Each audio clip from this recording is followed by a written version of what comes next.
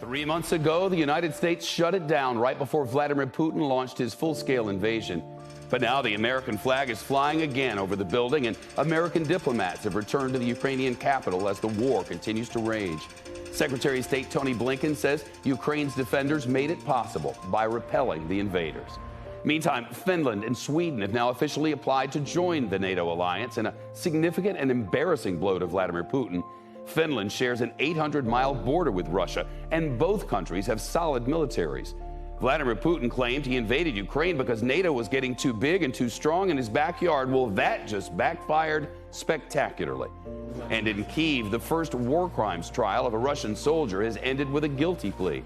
NBC's Cal Perry live from the Ukrainian capital tonight. Cal.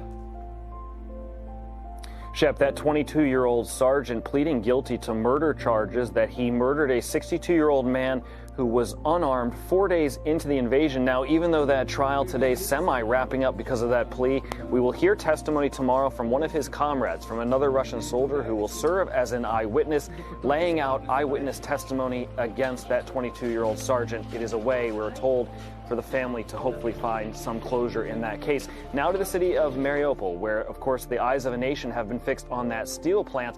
According to Russian troops and Russian officials, I should say close to 1,000 Ukrainian soldiers surrendering today and yesterday to Russian forces. You see video there of these soldiers being taken to areas controlled by Russia. And late today, we heard from Russian politicians and Russian state television saying that these soldiers could find themselves on trial for war crimes. You can expect that trial to be very public as Russia tries to justify this invasion to its people.